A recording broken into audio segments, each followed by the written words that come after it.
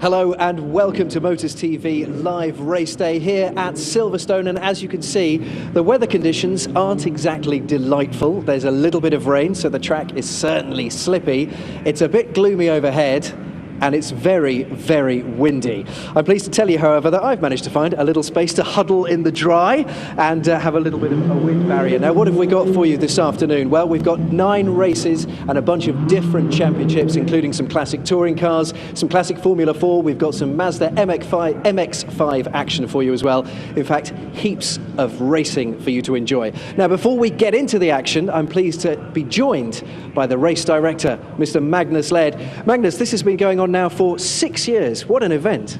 Well, yes, we started at Mallory Park in 2010, and it all seems quite a long time ago. But it's proved a very popular concept, and with our partners, the VARC, who are partnering all this year at Castle Combe and at Donington later in the year, we've forged a very successful and popular concept. You know, there are over 100 classic touring cars here today. We've got Britcar, a trophy race at the end of the day, and the drivers genuinely appreciate being live on air, and I'm very happy. And I have to say that thanks to the Motors TV live race day concept, this is one race day I'd like to be watching from my sofa.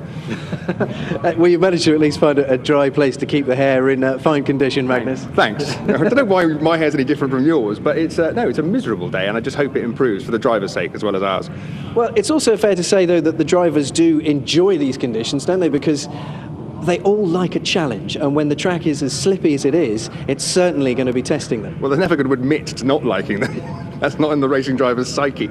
But no, it is a challenge, and I think they're all aware that the first corner presents a special challenge when there's a wall of spray. Nobody can see from the camera angle how little driver can see, and that's the visibility is the biggest single problem.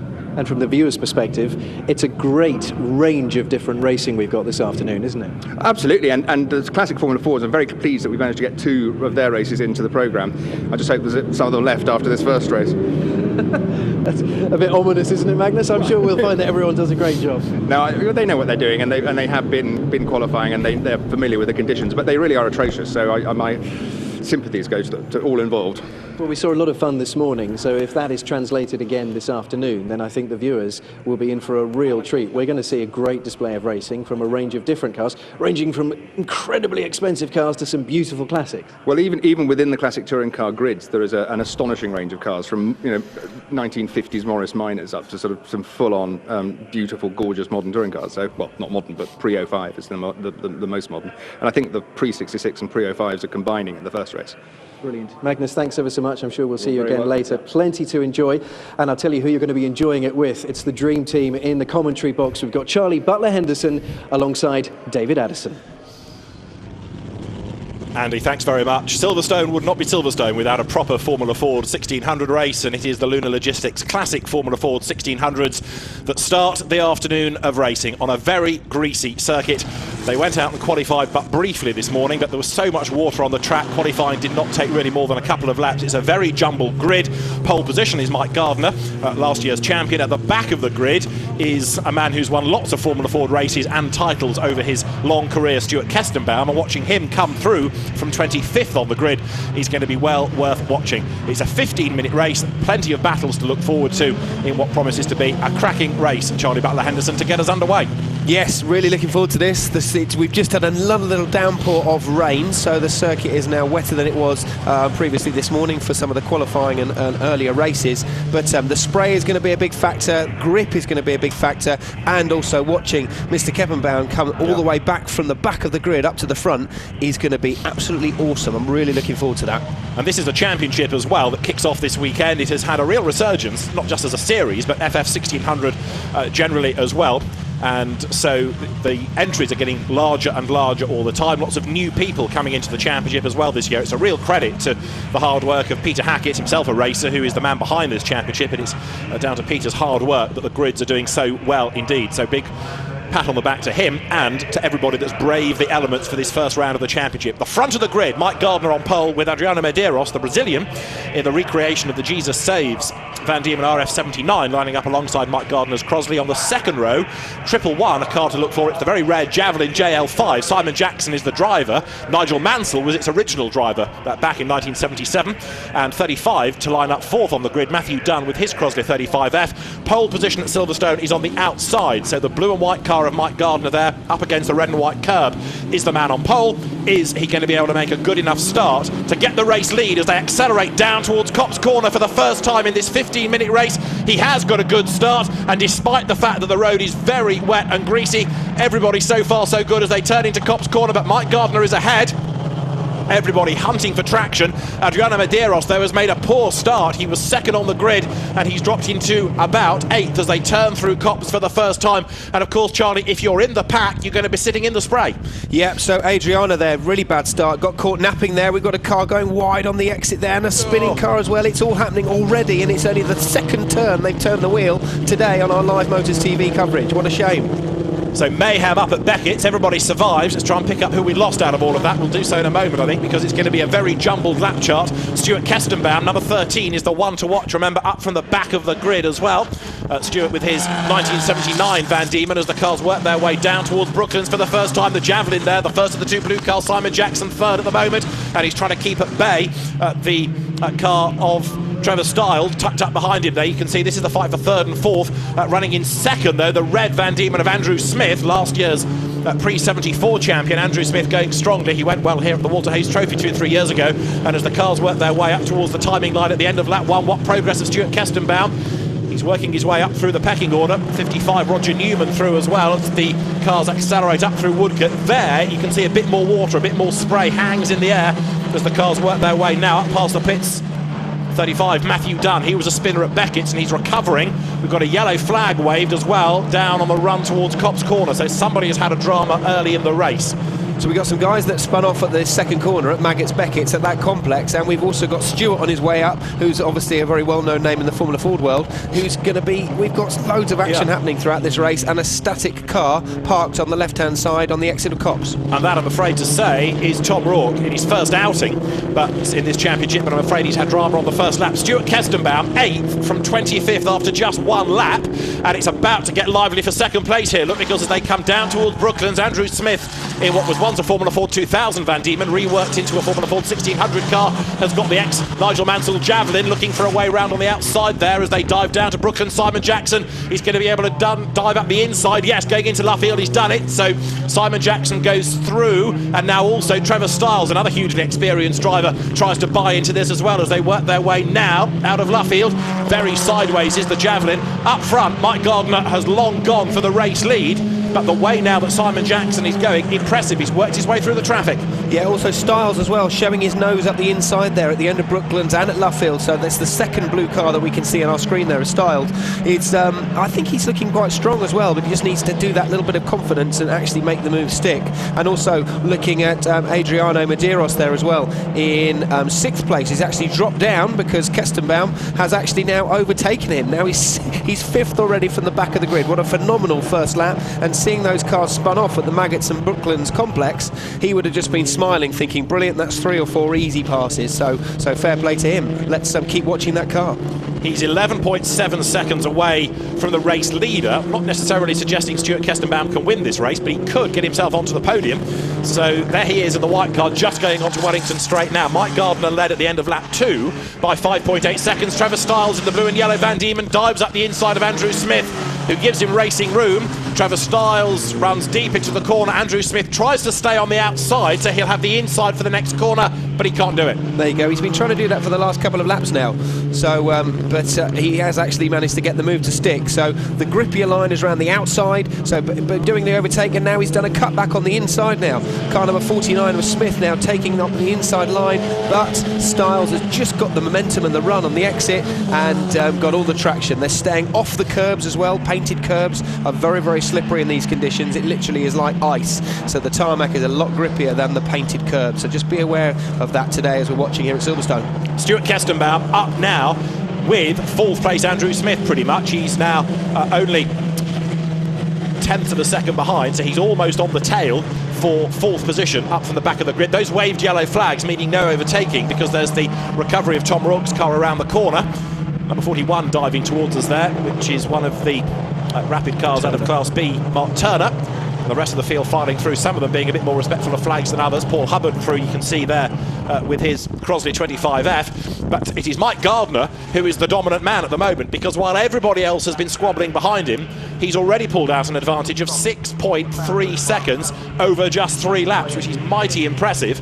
Now Stuart Kestenbaum is trying to work his way onto the back of Andrew Smith, and he's almost there, look.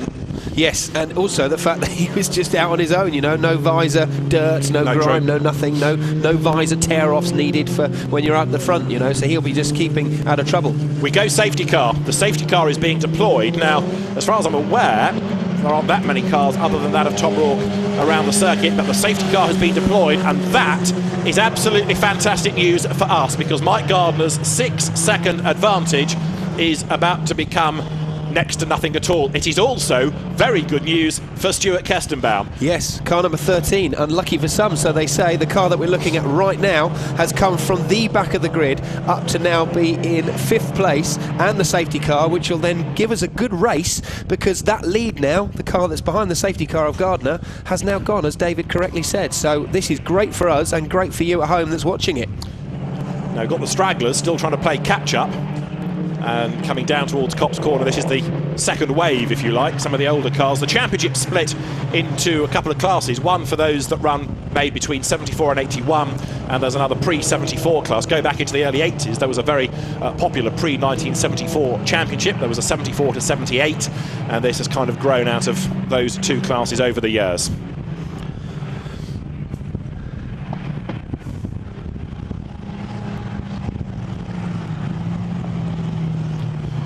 One or two of the cars in classic Formula Ford also come from a championship that by name is sort of around still, namely Formula E, because back in 1985 Formula Fords with wishbone suspension had their own championship, and it was very successful for 5 or 6 seasons or so. Formula E, the E standing for economy. They made a slightly different noise, like a noise, compared to modern day Formula E cars, but they're getting on for about 40 years old, some Formula Fords, which is still pretty good if you can recycle a race car after 40 years. Yeah. And they make a noise. Very impressive, very impressive. I was just actually looking to the drivers now, even though the circuit is so slippery, you've still got to get the warmth into the tyres, which the drivers are doing there. They're weaving left and right, just trying to gain some friction into the tyres, to gain some heat into them. But warm or cool, the circuit and the drivers are still absolutely hanging on, driving it by the seat of their pants today and tiptoeing round, because it really is changing conditions all the time, and getting greasier, wetter, then greasier, then wetter. So they've got to get some temperature into these tyres behind the safety car, so that we don't get any spinning that we saw earlier in the first lap of the race. So the safety car is out so that the race can continue, albeit under controlled conditions, to enable the marshals to work to get stricken cars out of harm's way. Those that we have lost include Michael Saunders. His Hawk has gone missing, and we also lost Gareth Fletcher. His Eldon has come to grief somewhere as well. So once the track is clear, and hopefully it will be this time, we can go racing once again. Now the cars are turning their way through Beckett's, and if you have a look down the pack, you'll find the man that leads the pre-74 class, namely Mike Wrigley, with his very distinctive green and silver checkered crash helmet. There is Mike Wrigley, a very experienced driver, Mike, in his Merlin Mark 20A. When Mike was a younger chap, he raced Formula Ford as a career racing driver, and then went off to build up his property business, and has come back over the last 10 seasons or so in historic racing, and has got almost one of everything, ranging from an Austin A35 to a Williams FW07 Formula 1 car. He was at Goodwood, for example, last week with his low-drag Jaguar E-Type, and his son Matthew is also in the race. Mike currently leading his class 7th, and Matthew, who's also in the pre-74 class, in 13th spot. And Matthew hasn't done that much racing over the years, but looks after Dad's cars and helps out in the family business as well. But it's good to see him on track. Number 50, if you spot Matthew Wrigley, is the other man to keep an eye to. And if the Wrigley family can have a 1-2 in class, I reckon that'd be quite a good party tonight. Oh yeah, definitely. Yeah, I was just thinking, actually, you just talking about the Wrigley family there. That's where I went wrong. He started in motorsport, went out to get a job and earn proper money, and then come back. That's where we went wrong while we're still in motorsport. It's a tough game. It's a tough game, but we do love it. We love it. Now we are going to have one more lap behind the safety car, and that's going to give us something like 3 minutes, which will be 2 racing laps, give or take. It is going to be, and this is what we love about Formula Ford, a really frantic sprint to the flag. A sprint to the flag, yeah, absolutely. I'm really looking forward to that. So we've got Kestenbaum being about 12 seconds behind before the safety car. Now he's only, what, just over 0.7, a couple of seconds behind now. So this really is, as David said, going to be a sprint to the finish. I'm really looking forward to that. So we've got car number 13 in 5th place, and Gardner, who has been leading dominantly, to see this sprint to the flag.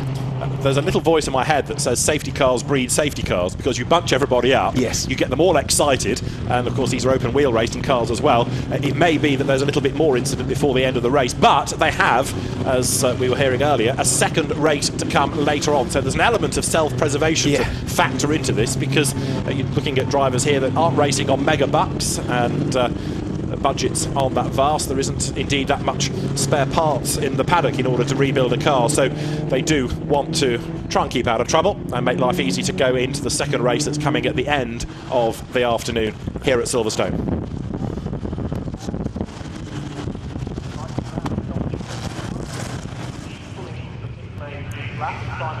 We have just over 4 minutes on the clock here at Silverstone. The Lunar Logistics Classic Formula Ford 1600 Championship season opener, led by Mike Gardner, is about to go green once again. The safety car peels in. Mike Gardner leads from Simon Jackson, Trevor Stiles, Andrew Smith, and 5th, having started 25th, is Stuart Kestenbaum. It is game on as we go racing once more. Out of Woodcote, over the timing line. You're looking at the back of Simon Jackson's ex-Nigel Mansell Javelin as he goes across the line to see the green flag. But is he close enough to make a move? The answer is no. What about Kestenbaum in the white car? He goes up the inside of Andrew Smith into Copse Corner for 4th place. He should be able to go through there. He's on the quicker line, the shorter line. And Stuart Kestenbaum, with years of experience in that crash helmet now, powers his way up towards Maggots alongside Andrew Smith. He's on the outside line for this element of the circuit, but he can't stand his ground. I was thinking he could then get the switch back for the inside at Beckett's. He hasn't been able to do that. On his tail is the recovering Matthew Dunn, who had a spin on the first lap, and now the cars sprint their way down Wellington Straight. Remember, he started at the back and he's now up with the pace of the people that he's normally racing against. I mean, it's going to be trickier for him to pass, because he was on the inside, he's now on the outside of the Wellington Straight as we come down into Brooklands. Who's going to be the latest on the brakes? White car beside red car. Yes, he's done it on the brakes. So let's see now if he can make it stick and then attack Stiles and Jackson and move on forwards. Trouble is, it's taken him 2/3 of a lap to do that. In other words, a bit of time lost relative to the 3 ahead of him, but Stuart Kestenbaum started 25th. He's now running 4th. Matthew Dunn, the Dubliner, Noel Dunn's son, regular Formula Ford victor here in the past. He's in 6th and coming back into the mix as well. He's also been thrown a lifeline by the safety car as there Trevor Stiles comes through.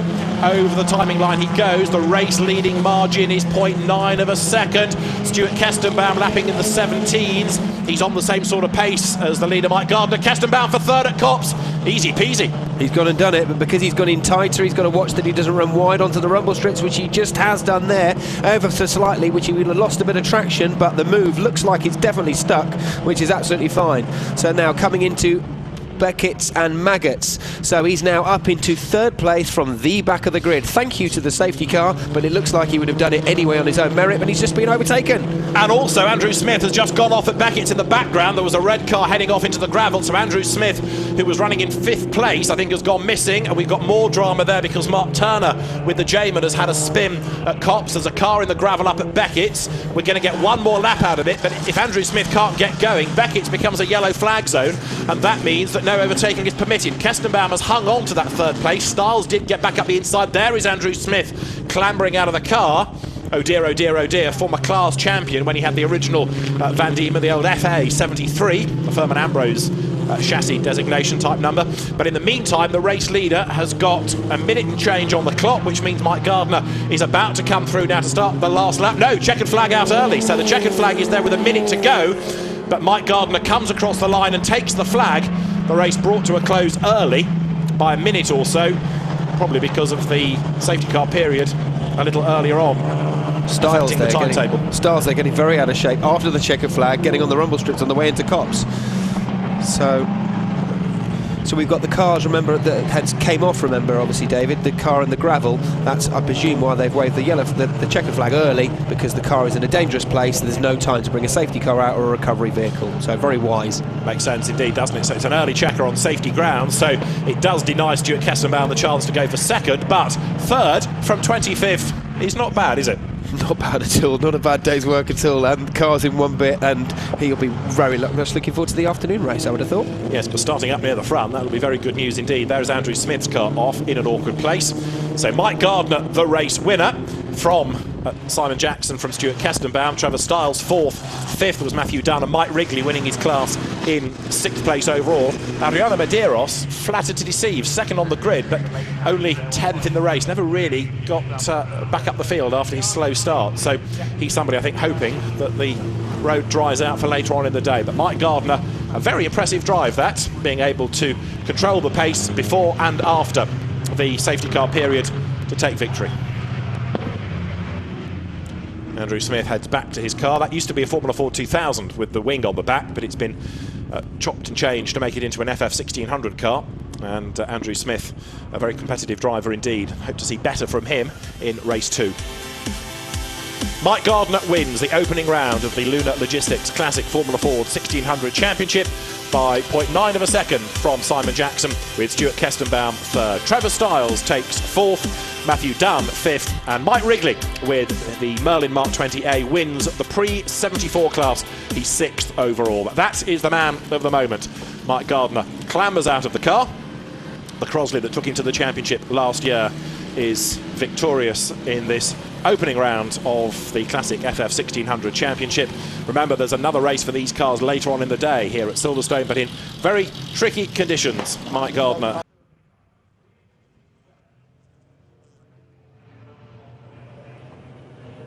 Hello, welcome back. Motors TV Race Day Live here from a blustery Silverstone, and I'm pleased to say that I am now joined by the winner of the first race from the afternoon. It's of course the Classic Formula 4s, and it's Mike Gardner. Mike, well done to you. Tough conditions, but you still managed to get the win, having had such a great start, and then a safety car that sort of did you in a little bit, didn't it? Yeah, I mean, I really tried to make a good start and have a really good first lap and see if I could drop off, you know, make a bit of a break for it. And I had done that. And then when I saw the safety car come out, it's all sort of back to another restart, effectively. So once that happened, just really wanted to keep it clean then, not make any mistakes, because obviously a lot closer. And any error then could lose you the win. So, yeah, but all really, really pleased. You really had to knuckle down for it though, didn't you? Because it was, I'm not sure how aware you are of what happened behind you, but it was pandemonium at times, probably because of the conditions. Yeah, I mean, it really is slippery out there. I think people don't quite appreciate. I mean, it's like driving your road car on slush and snow, so it's good fun though. How often do you drive on slush and snow then? Is that something you do on a regular basis? Not anymore, no. And you're feeling good about it? It's a nice finish to the weekend for you? Yeah, I mean, hopefully there's another race this afternoon. It'd be nice if it's a bit drier to see what we can do in the drier conditions, but it's a good start to the season. All right, smashing. Thank you very much. We've got some highlights and then you'll be receiving your trophy. Right.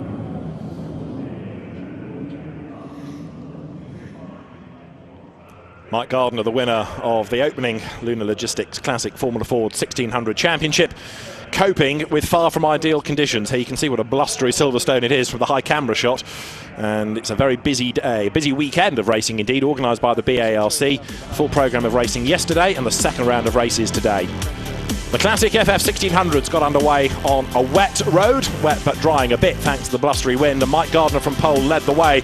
But it all got leery up at Brooklands on the first lap as Andrew Smith ran wide and Matthew Dunn had a half spin. He wasn't the only one in strife, as well as others failed to cope with the lack of grip on a very cold road on the opening lap. Soon battles developed all the way down the order, but Stuart Kestenbaum was drawing attention to himself from 25th on the grid. The Londoner was working his way up through the order. Andrew Smith was in danger of losing out because Simon Jackson's Javelin speared its way up on the inside coming out of Beckett's. Trevor Stiles got involved in that battle as well.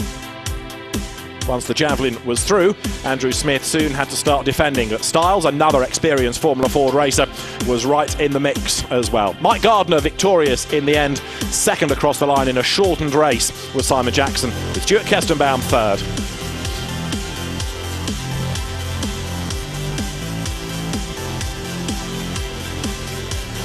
Mike Gardner there ready to receive his trophy. Wrigley, the MD of Lunar Logistics, there to make the presentation. Garland, champagne, trophy, and a very happy Mike Gardner. Perfect way for the reigning champion to open his account.